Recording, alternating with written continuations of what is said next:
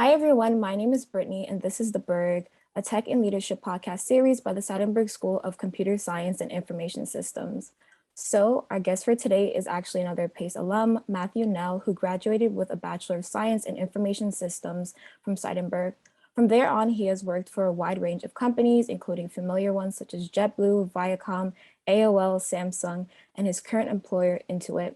Additionally, Matthew has some teaching experience under his belt from working at NYU as a social media and digital marketing instructor. So with that being said, Matthew, thank you for agreeing to speak with me and for being willing to share your experience with us. Sure. Thanks for having me.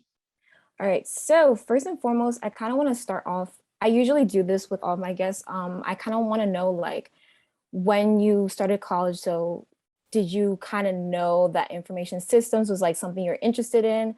Or like, when you're like a high school senior, like was it like then that was like the time that you started thinking about it, or were there like kind of like milestones in your life where it kind of like pointed you in that direction?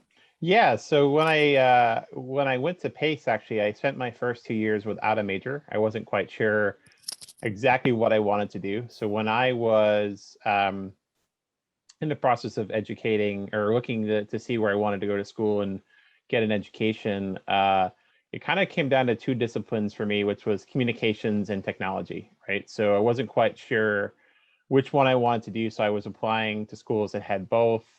And then I think at Pace, I took a lot of intro computer science stuff, and I'd been sort of self-taught or self-teaching myself a lot of technology. So at that point, it was the web was just starting to happen. So some HTML and JavaScript and basic front-end technologies for the fun of it, because it was a really interesting way to express myself. So after about 2 years of Pace, I took some intro courses, was leaning towards computer science. Then I got towards 200 level courses. I was kind of like, I don't know if this is quite right for me. I did enjoy the technology, but I don't know if I was destined to be like a coder and actually spend a lot of time being a software developer. So information systems kind of split the difference, where there was still enough work in terms of software development experience and more systems design and analysis work. So really more about theoretical stuff, how things work together, and building diagrams and systems at that point. And then Pace had started to develop their first HTML courses at that point. So internet technology was kind of a growing discipline at Pace, and obviously is a much bigger deal now. So yeah, I mean, I think it kind of speaks to the fact that I think it's totally okay to not know what you want to do when you go to college, just that you want to go to college and kind of figure it out from there.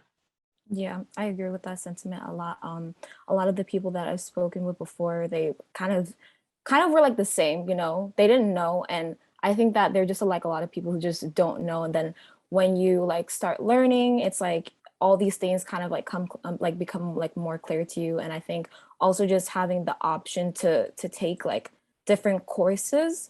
I know like sometimes like you'll have like electives, so like you'll have like that range to be like, oh, like this interests me, so like let me do that and things of that sort. So I agree with that sentiment. Um, when you were studying information systems, I believe that your current position now, you're more of like in the product management area. Mhm. How is it that you realized that like product management was like an interest of yours? Because I feel like you kind of dabbled in like a good number of things, but like Mhm. I know like now product management is like what you're like doing and are settled in. So how did you like figure that out? Yeah, so I think product management's an amazing discipline that kind of is the best of a lot of things that I like, right? So if you're a more technical product manager, you spend a lot of time talking to developers, as I do. So having that experience being a coder or software developer, or understanding how programming languages work and how developers create applications is really helpful. Mhm. So, but I've always enjoyed kind of having strategic vision and figuring out what I want to do and how I want to tell stories. And so, sort of underlying theme of my career has been really trying to find things that interest me and I want to learn, and then continue to go on down that path, right? So I've been kind of doing product management indirectly for a long time, probably almost 10 years at this point. But the roles may not have been called product manager, but Yeah. the concepts are very similar, the same. And I think there's a lot of product management in pretty much every technical role, because even developers have to manage their their scrum boards and sprint planning and all this stuff, and figure out exactly how to get work done. And it may not be, something like a project plan or a vision statement or requirements documents, but, they still have to manage their time as well. So for me, product manager kind of came as a way to encapsulate a lot of things that I'm into. So, I like to work with teams. I like to be a very team first person and get people excited about ideas and get people to the point where we're all winning together. And I think that's a very important part of product manager is you need to know your team's strengths and weaknesses and motivations and really try to get them work that gets them really excited. But also, you get to talk and work with a whole bunch of different people. So I'm what you call a matrix product manager now. So you spend a lot of time talking across different teams and around the organization. And Intuit's obviously a large global company. So on a daily basis, I'm probably working with anywhere between 8 and 10 people. And on a monthly basis, probably closer to 20 or 30, because everybody has requirements for the platforms that we work on. So I love talking to people, I love having those communications. I love brainstorming with folks. So I think after, starting my career as a front-end developer, which was really exciting, years ago, I started to evolve more towards, product management, and then social media for a long time, obviously, was a big part of it as well. So I think when you can build products that connect people to help and answers and each other, I think you probably have used the internet for its best possible purpose, which is really interconnection to solve problems. So it kind of happened a bit by accident, but not really. I think it's the first time I've really had or the last few roles have been the first roles I've had really senior product manager specific titles, but I think it's been part of everything I've ever done so far. Yeah. I'm kind of gonna like take it back a little bit because you were just kind of like talking about your job. I feel like you would be better at explaining like what it is that you do, even though I know, but like, for our viewers, could you just kind of like give them like a description, like your title, what that entails, and like a way that obviously like anyone could kind of like understand? Sure. So my title is it's a bit of a mouthful, so stay with me here. It's principal product manager, and the discipline is out of product help experiences, communities, and SEO. So that's a fancy way of saying I build the stuff that people see when you Google Intuit help, right? So when you're looking for help with one of Intuit's products, whether it's TurboTax or QuickBooks or our accountants group has products, and we just recently acquired Credit Karma, and we've made an announcement we're going to acquire MailChimp. So Intuit is really developing into a platform and services company, which is super exciting. So what that means from a day-to-day basis is I do 3 or 4 things all the time. Number one is I maintain a roadmap. So when we say our business wants to do X, Y, and Z thing, so typically our executives will come up with some high-level corporate goals. We want to grow this thing or that thing or whatever. We then take those goals as described by the management and build a product roadmap and a vision and say, all right, here's the things we're going to build that help us get there. So a good example of that is for those who are more familiar with SEO, it's a discipline that really is around making sure your stuff is found by Google and related search engines so that when people search for you, they find what they need for your site. So one of our top level goals is to grow the amount of people who find us through Google, right? So there's a discipline involved in how do you build your website so that it's Google friendly, and how do you make your content so that people find what they're looking for? How do you keep people on the site longer so they stick around and look at more answers? How do you prevent them from or limit the opportunities for them to call? Because what we find is that a lot of people, especially younger folks, they don't like to call when they need help with something. They're much more willing to engage with a chat bot or look for it themselves or Google it or just try to figure it out using an app or look on social media. So you're seeing this sort of digital transformation from more traditional just call for help to using digital services to do that. So we'll do that as well. And that's a big part of what we do, is to try to fill that gap. So day to day, my day starts typically with a stand-up. So I have a Scrum team of product developers or software developers that we work with. We go through day to day that roadmap, but at a very specific level. So we use Agile Scrum workflow. So every 2 weeks, they create what's called a sprint, and a sprint is a collection of work that they do. The developers basically have tasks that are assigned to them. They complete the task. This task then ladders up to that roadmap. We say this initiative is complete, and then we move on to the next thing. So that's the day-to-day work. Then I'm also working very closely with analytics teams and reporting teams to make sure that we're getting the data about what we're doing, to sort of make sure that what we're doing is actually working. So we do a lot of experimentation as product managers. So we'll try a concept and say, hey, here's one version of thing, here's another version of something, let's try to see which one works better. And then we use that data to determine what's better for customers. So in terms of solving their problems. So in a nutshell, it really comes down to that combination of I'm trying to see the future based on what the company wants to do and how we want to serve our customers. But at the same time, I'm working very tactically with development teams to sort of make sure that we're delivering that. And then I'm working very closely with analytics and business teams to make sure that what they need for their customers is happening and we're able to track it effectively. Hopefully that makes sense. That's kind of product management in a Yeah. nutshell. Every company does it a little bit differently. But a principal product manager at Intuit is the highest level individual contributor role.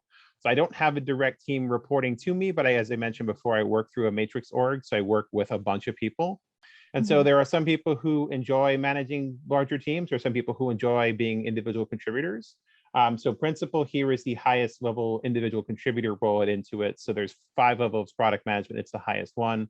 And then from there, if you decide that you want to manage teams or you want to manage a group or a set of projects, there's options for you as well. So I tend to like to be an individual contributor because I like to, work with lots of different people all the time. But some people like to be direct managers and work with teams directly that way. So it really comes down to personal preference and the need of the role in the organization. Yeah. I think something that you had mentioned earlier about how, like, you'll kind of be not really told, but like maybe there's like you guys need to kind of like come up with like a solution for something. Is there room for it to be like, okay, let's say like you kind of see something, you're like, oh, like maybe we should like, go in this direction, or maybe like we should create this, and like this would be like a helpful solution to like whatever problem. Like, is there kind of like free range to like for you to go in and like say that, or like the other people that you're working with to kind of go in and say that and like suggest these like those types of things? Yeah, I think Intuit and a lot of larger, Valley-based technology companies tend to be very entrepreneurial. So they'll basically say, here's the problem, go figure out how to solve it. And so your constraints really come down to things like technology stack.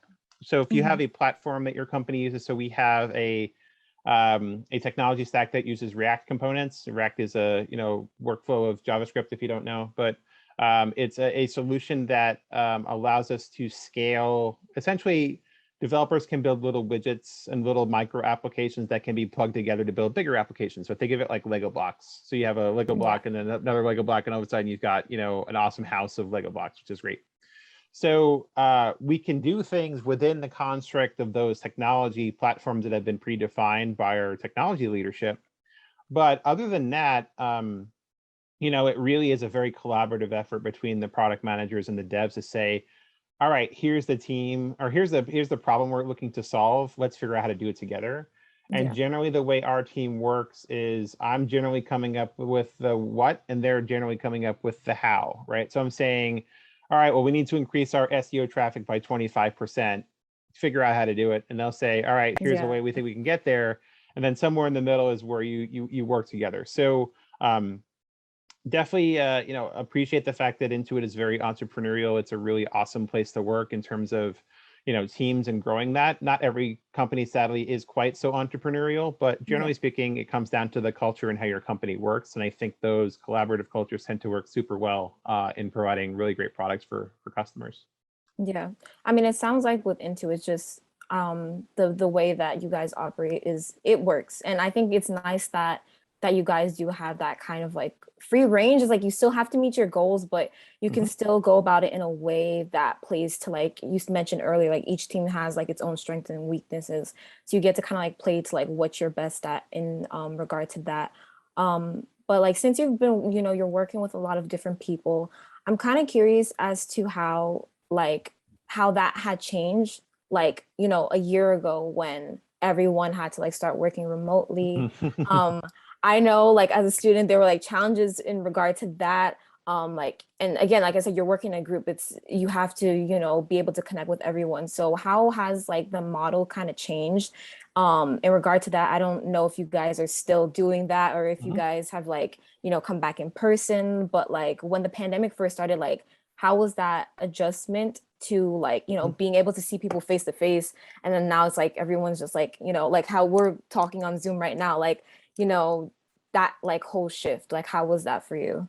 Yeah. So what's interesting is when I was hired into this role, I was remote anyway. Oh, So okay. being living in New York and working for a Mountain View, California, and San Diego-based company, it was remote with travel. So for me, it Okay. wasn't really as big of a sea change as it was for many others, but definitely working with teams in terms of units that were very used to having worked with each other for a long time in the office. It was definitely a big shift. And I think what it's come down to is I think there's good and bad to remote work. I think the good is obviously the flexibility it provides for people in their lives, and you know, allowing them to manage family and the rest of their life more effectively, and have some flexibility about, you know, hours they work. And Intuit's never been a place it's like you have to be in at 9 and leave at 5. It's more like, Yeah. you know, get your work done when you need to get it done, be available if you need to be available, but, you know, make sure you disconnect and make time for your family, which has been great.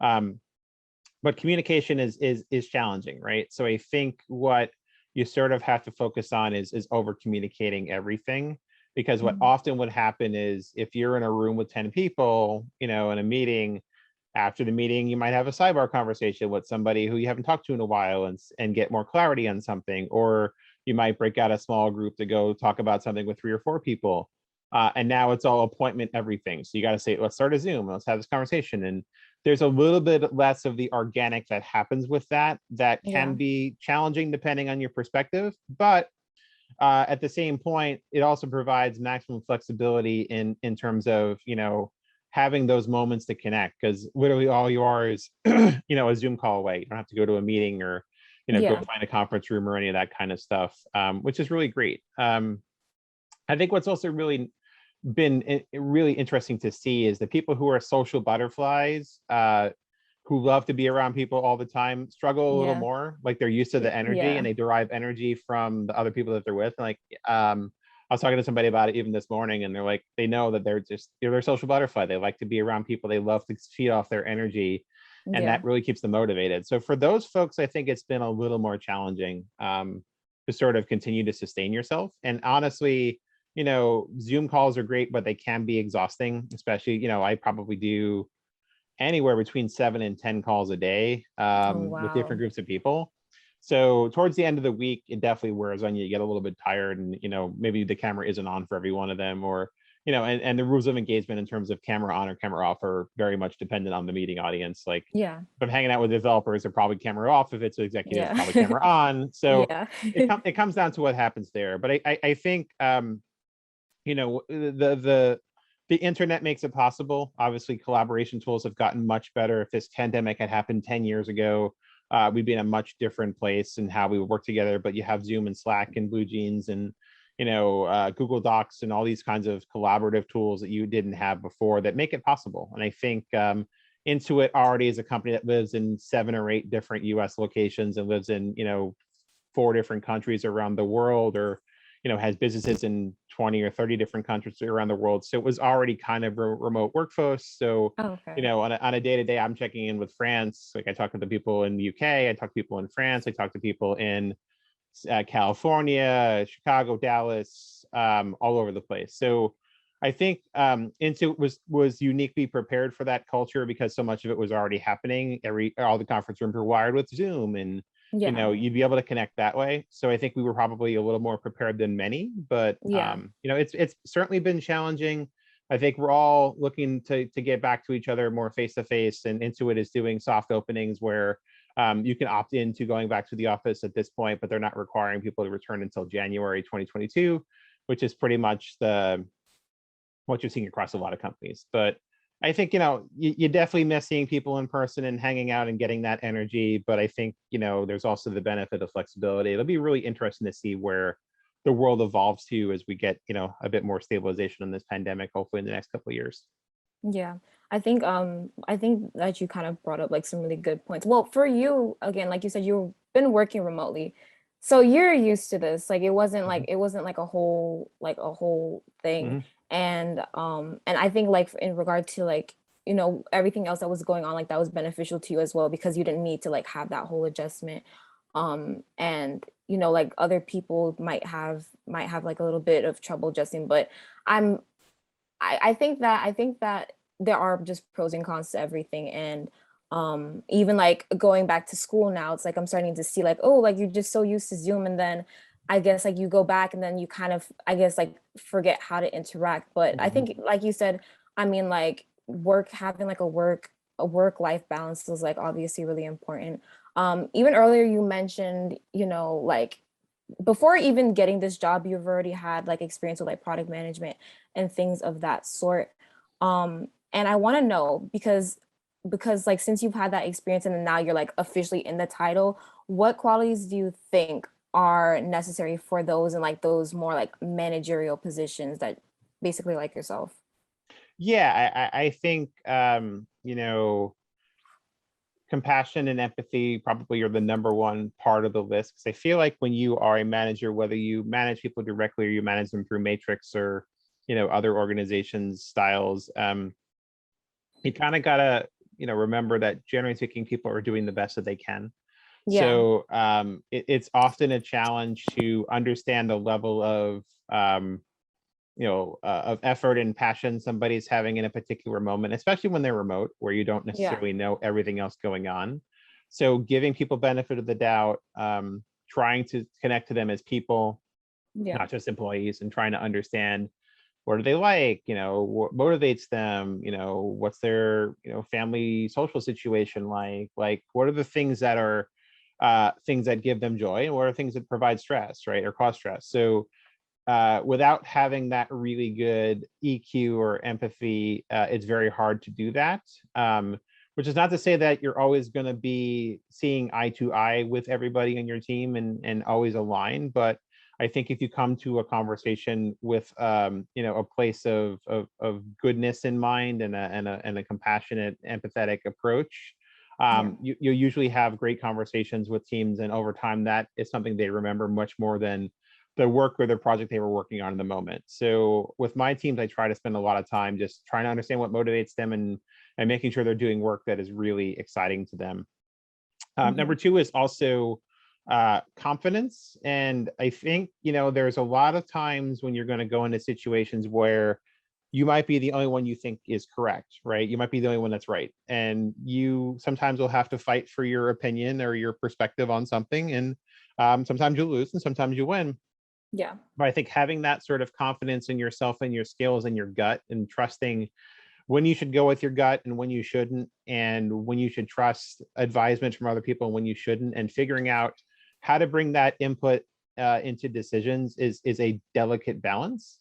yeah, But trusting yourself and trusting the decisions you make are good and in the best interest of the situation and are you know for the best of everybody involved, is usually a good workflow there.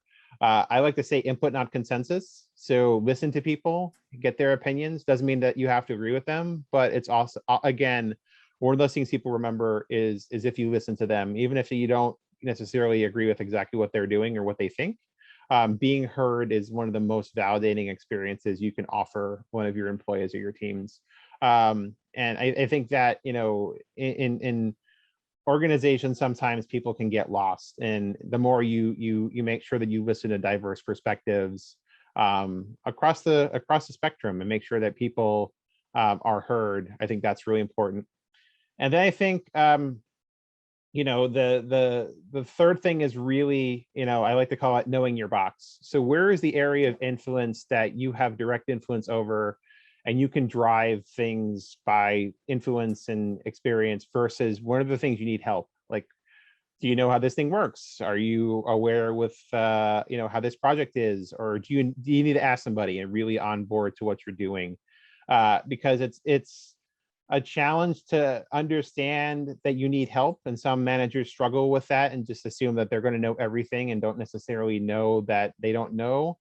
and in my experience, the better managers are willing to say, hey, I don't know what I'm doing here. Let's find out, let's do some research, let's get some perspective, and make sure that I make an informed opinion. Because I think when you come and meet people in the middle, in that knowledge perspective, they respect you more if you admit that you don't know and you're Yeah. willing to listen, rather than just trying to say, I know everything and I assume everything that happens there. And some of my worst managers have done that. And some of my best managers have done the opposite, where they're like, all right, I don't know what I'm doing here. Let's talk about it. Let's figure this out together.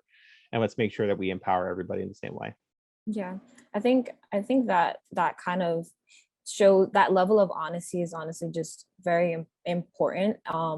And just like being a leader and having a team, it's like you have to obviously like consider again back to the strengths and weaknesses and like how people are feeling, making people feel important. And I think that some people, like when they hear of like leadership, they might think, oh, like I tell like this person to do this thing and that's it. It's like it I think it's like you mentioned, it's so much deeper than that, and just being like emotionally aware, conscious of like all these things that kind of impact what's going on. Because if you don't understand your team, if you don't make the people who you're working with feel comfortable, it's like you're not really going to get the best out of them in general.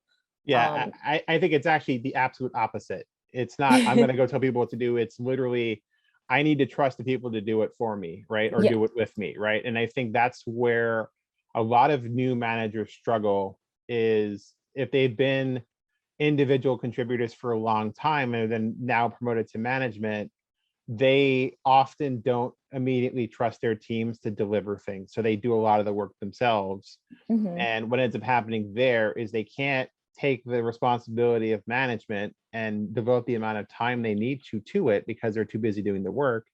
And then their teams don't really like that they aren't being trusted to do the work. So that's a really tough balance when you're a new manager, is to find, again, goes back to knowing my box, is what is in my box and what is outside my box. Inside my box is things that I should be driving towards or completing, the majority of work on. And then there's the everything else, which is, what should my teams be doing? And then how do I build that trust to sort of know that they're going to deliver? And sometimes that trust is hard to develop. And also it is, sometimes your teams need to make mistakes to develop that trust. You need to trust them to try it. And if it doesn't work, it's okay, and recover that. But I think there's, when you become a new manager, there's a lot of control involved in that situation, where you have to give control to your people, and you've got to sort of like lead by influence instead of lead by, direct impact. And that's challenging. So I think a lot of people are like, oh, I really want to be a manager and I want to jump up and move up the food chain. And yes, it's certainly nice to do that. But you've got to remember that every step in the chain involves a new different set of disciplines, and how you do that work is very different. So if you're a mid-level, a manager of a small team versus a mid-level manager versus an executive, there's very distinct skill sets in each one of those things that are involved. And you're not necessarily going to know what any of those things are until you've experienced them firsthand. So having mentors and people who've been through that situation is never a bad idea, and always a really important thing in my career. I've always had some really great people who've been there to understand what makes me tick, and know where to turn me and offer advice. And I think everybody, manager or not, should really find mentors that can help them understand what they're good at, what they're not good at, and also, where they want to be as people and managers as well. Yeah. I think, and also just the whole point of a manager is to manage. Mhm. So it's like, so when you try and do everything, and I think it also just comes to whether or not like the person themselves, like if they're flexible, Mhm. because there are obviously people who are just kind of very like control freaks in regard to certain things. And I feel like when they go and pursue like those kinds of roles, it's like because they're trying to take on everything, like you said, it's like they don't have the time to actually do their actual job, because they're just trying to like manage everything. And it's like there's a reason why you're a manager, you have to trust other people to Mhm. to do that. And that's basically how the team runs and works efficiently. But yeah, like your job now, like you see that for what it is. And I know I kind of want to bring it back a little bit further to how before product management, taking it all the way back to sort of the beginning. um I want to know because I obviously what you're doing is like different. You might be implementing some things that you've learned across the way, but it's still like very different than like what you started off with. Mhm.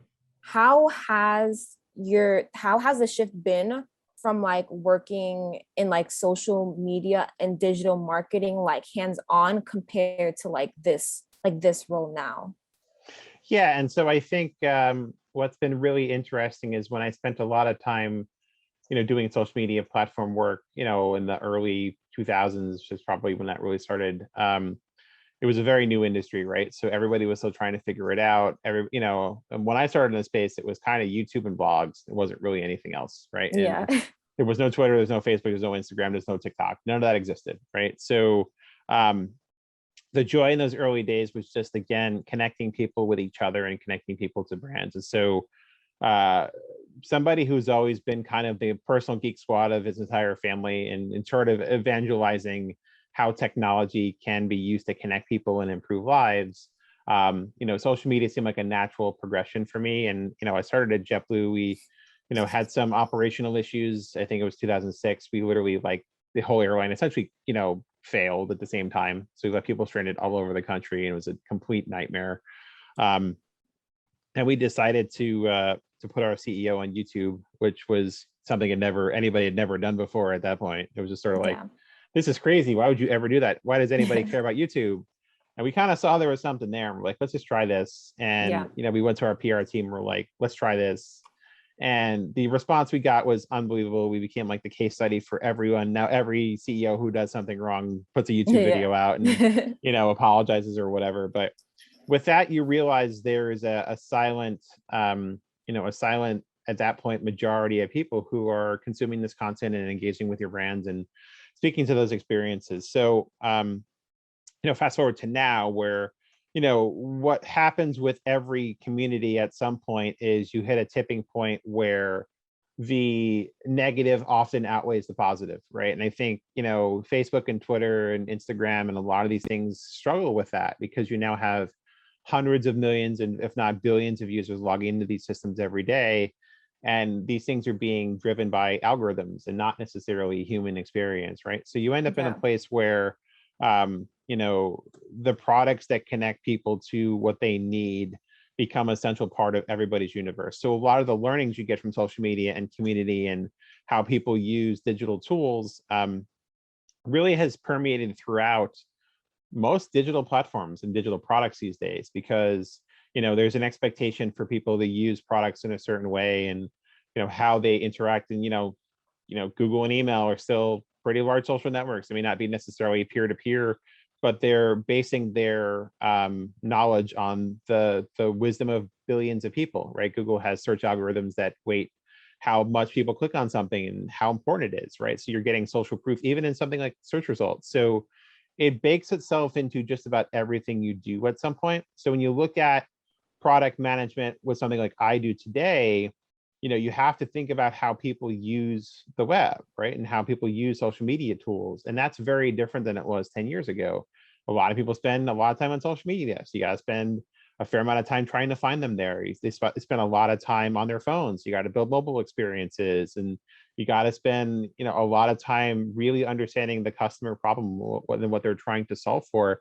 And also, again, what are the things competing for your attention in that particular moment, right? So you might be dealing with a TurboTax customer who's got a question, and in that news feed, on Facebook, they're competing with all kinds of different stuff, or you're competing with their attention in the TikTok video they just saw. And so you got to capture their attention in very small attention spans and get them to the point of where they get help in those short times. Or you need to say, hey, I need you to focus. I need you to come back here and say, I need you to spend 5 or 10 minutes in this because it's that important. And 5 or 10 minutes is a lot of time in people's world now. So when they need to sort of step back and really focus on that, I think it's really important. So for me, I think the way the web has worked to build products has always been fascinating to me, even since the early days.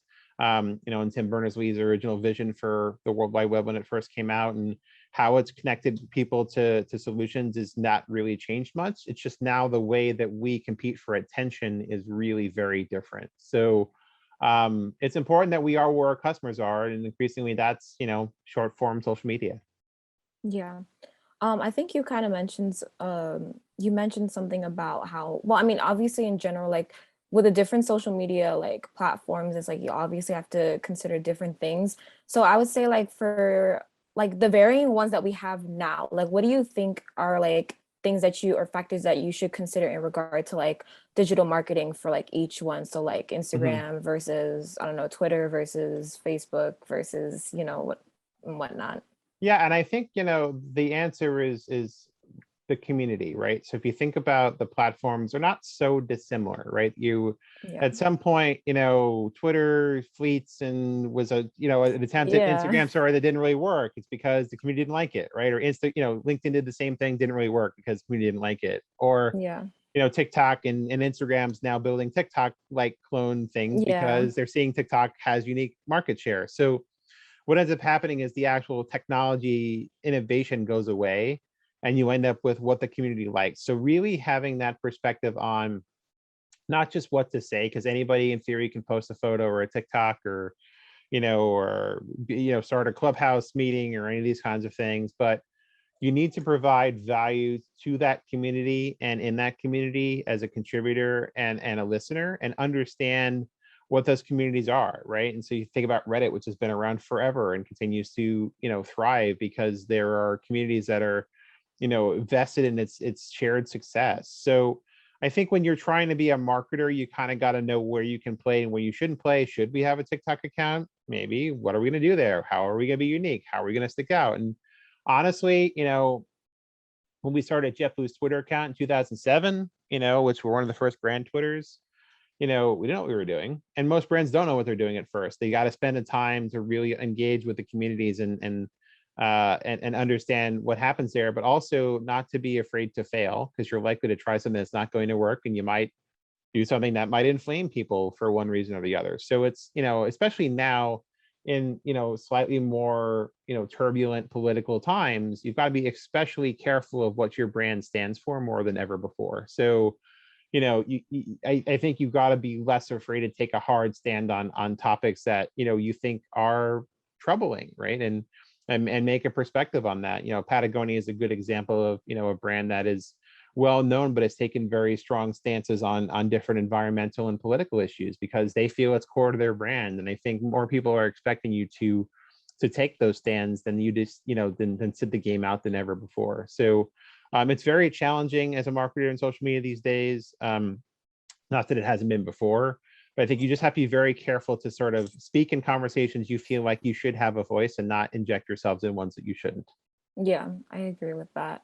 And I also just really like the point that you made about kind of like social media platforms just kind of like picking things from each other and like adopting them because I even remember Instagram was like so different. I Mhm. think it was significantly different, and it was just like the first it was just pictures, made pictures and videos, and then I think the whole like Instagram story feature was kind of influenced by like Snapchat Mhm. in that sense, and then it's like they adapt that. Then you mentioned like the Twitter fleets, it's like that was adopted, but it's like I just don't think that those two like different things like mesh together. So Mhm. it's just kind of interesting how like they just kind of like kind of bounced back like in between ideas and things of that sort. I actually had like a fun little game because Sure. you obviously you have experience, and so what I have are three different types of businesses, Mhm. and I'm going to give you three platforms that you would use to promote that business, Mhm. and you have to give me, you know, which platform you think is the best and why. Okay. So the first one is a vintage bookstore, and the three platforms that you have to choose from are Instagram, Facebook, and Twitter. I think probably Instagram on that one because I think with vintage books you have great visuals and a huge opportunity to sort of encapsulate communities on specific topics and authors. Yeah. Do you think about it, yeah, you're selling books, but you're selling story at the same time, right? So, people may not know what a book of certain vintage even looks like, or you might be able to say, take passages from that book and share those as well, or you might be able to sort of connect with specific audiences of specific particular authors. There's so many good micro communities of things like young adults and horror authors and all kinds of different things that like to meet regularly and just discuss books. And I feel like, to be transparent, I feel like Facebook's time with brands has passed, and they've sort of admitted as much by sort of killing organic reach in a lot of brand pages, which they've done over the last 5 years or so, and just really have it be a real advertising play. I think Yeah. Instagram has done that to a certain degree as well, but I feel like there's still a fair amount of organic material happening on Instagram that makes that community still vibrant and innovative. So Mhm. yeah, I mean, I'd love to see something like that. I think it's a kind of a cool model for, how you might want to use visuals to tell stories like that. Yeah. I agree with that. Okay, so the next business I have is a handmade online shop. So I think it's just like any type of craft, if someone's like Mhm. really good at making something. The same three platforms, you can pick from any one of them. You can repeat if you need be.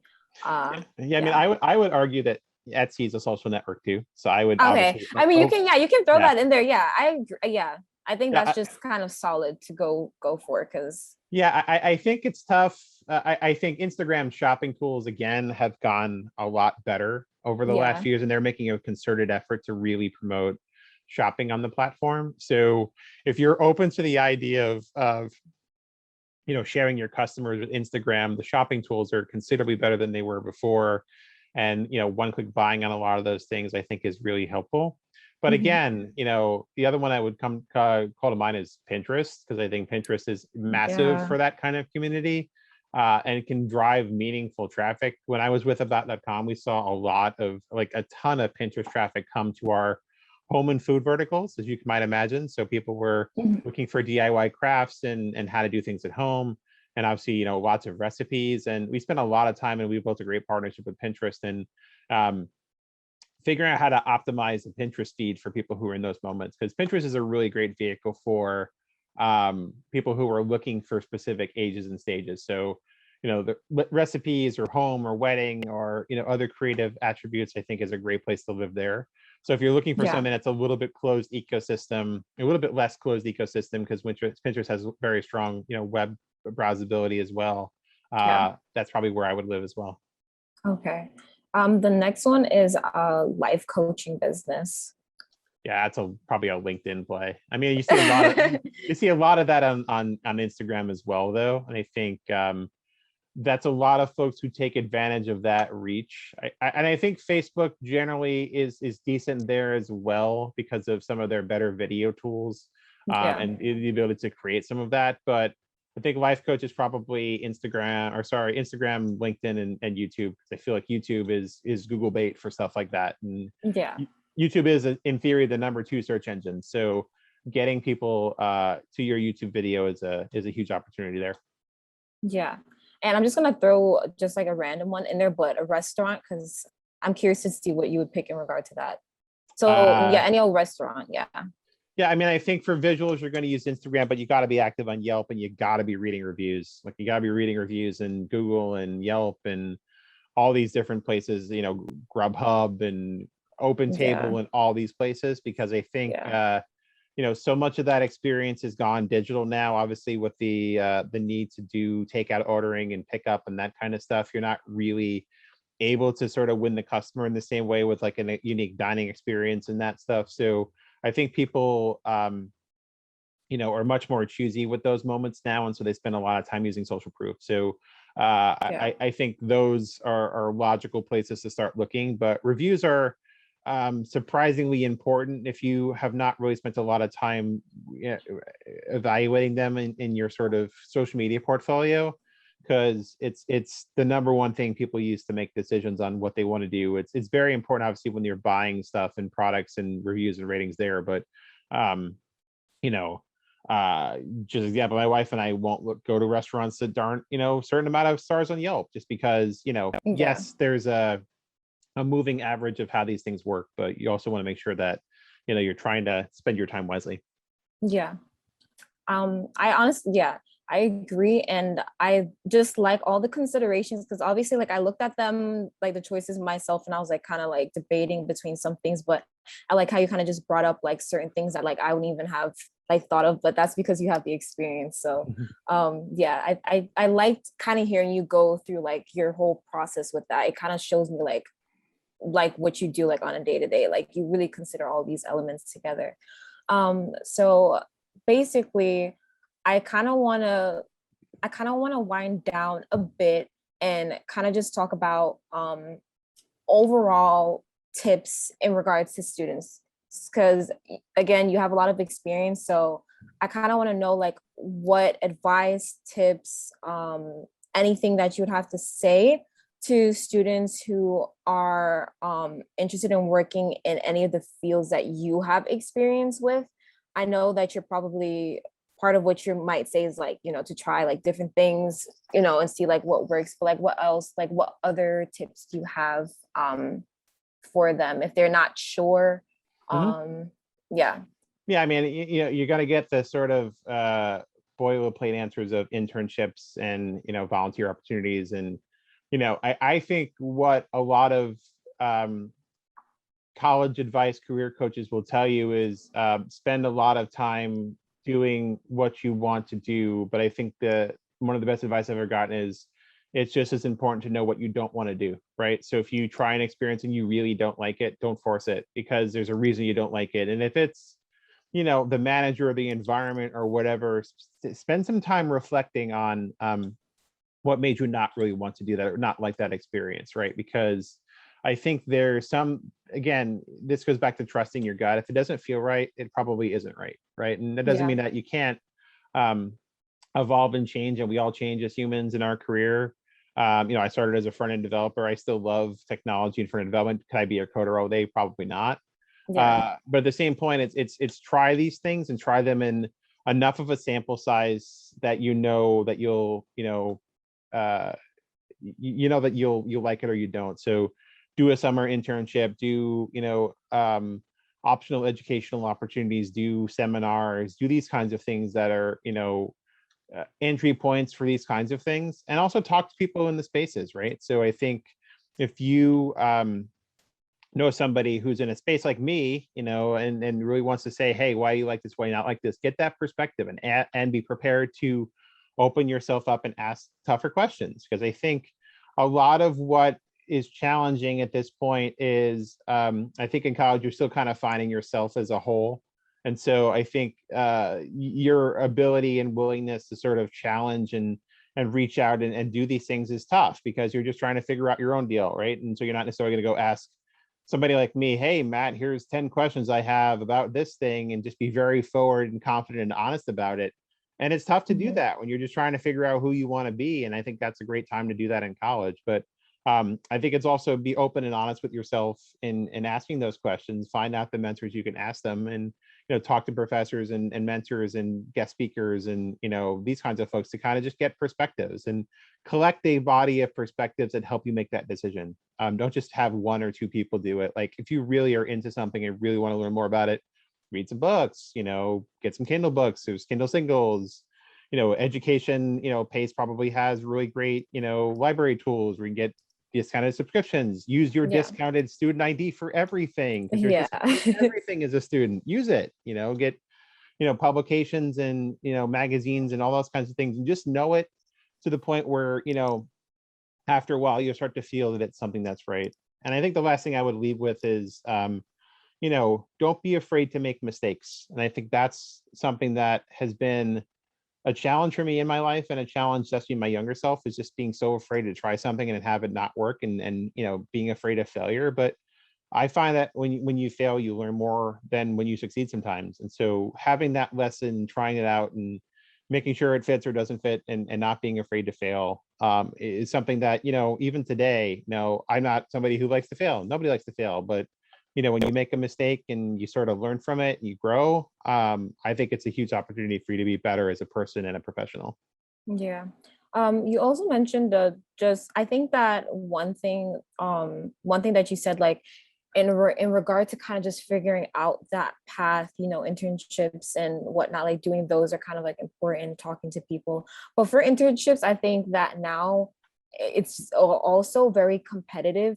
So what would you say, like, or suggest that students kind of do to make themselves like stand out when they're trying to like, they're trying to figure out who they are, but they just need to like have something there to even get an internship so that they can like figure it out? Like what do you suggest that they do to just like make themselves stand out? So I think, develop an elevator pitch about yourself. If you can share what makes you different and special and amazing in 2 or 3 sentences, and repeat that mantra over and over again until you find the right place that accepts that for who you are. So I feel like a lot of internships, frankly, are looking for just bodies. They're looking for people to fill seats and just do, hundreds of things and, fill hundreds of roles. But you may not want to be just that kind of person and just sort of being, a warm body in a chair that gets people coffee all day. And that's not to say that all Yeah. internships are like that, but some of them are, right? And let's be real. For the same point, I think having that experience and just saying what makes me different and special and appealing, and being able to encapsulate that in a short thought or set of thoughts. Again, we talked about attention span before and how people really don't have attention span anymore. So it's important that you're able to communicate succinctly and directly in these things. I think just, understanding what makes you different and special for your own good, and then trying to apply at places that you think will appreciate that more than most. So you're not necessarily going to go to a big financial services company if you're artsy, right? It's just not Yeah. going to work out for you, right? So, No. but I think be honest with yourself with what you're trying to get out of that situation, and be honest with what makes you different and special, because internships don't always go to high GPA people that do certain things. They go to people that are interesting and diverse, and depending on the company you apply to, those perspectives are often welcome, right? And so I know Intuit spends a lot of time picking their interns, and a lot of them certainly have great academic credentials, but when they become full-time hires, they don't always work out so well, because they think when you're hiring for specific kinds of things or specific kinds of check the box kind of things, you don't always find the right people. And I think I tend to like to hire people for who they are and what they can bring. And one of my favorite things is you can't teach heart, right? Like you have it or you don't, and you have the Yeah. empathy, you have that compassion, and I can teach you skills if you're willing to learn. But who you are as a person, what makes you tick, and what makes you a good person and a good soul, is what I'm more interested in generally than what your GPA is in most cases. Yeah. I agree. And I think that a lot of students will find that that you feel that way. They'll appreciate it, because I know it's like you'll apply for internships, and like even like if I'm skimming through some, it's like, oh, you have to have this and you have to do this and blah blah blah, and how like all these credentials, and it's like we're transitioning from like being teens to becoming adults. We don't Mhm. really have all the experiences like some like you have plenty of experience. So um I think that they would appreciate the fact that they would be considered, just because of who they are and because they're willing to try. Because I think that, you could have like the best grades and everything and still not, like you said, not have heart for it. And Mhm. it will show in like the work that you do. So I Yeah. agree with all of that. So yeah, that's all I have for you. Mhm. But I'm honestly very appreciative that you took the time out of your day to talk to me. I know that a lot of our viewers are going to appreciate it a lot. And I know a handful of them are definitely going to be interested in the work that you do. I know a lot of people who are studying information systems, even if they're not, like they just kind of like that side of like tech more so than coding, Mhm. because I'm a coder, so my thing. But I know like people, they're interested in learning about the tools. So I think that your experience and everything that you shared will be of tremendous value to them. So thank you. My pleasure. It's been really great to talk to you, and hi to everybody out there, and feel free to troll me on LinkedIn if you want to come say hi.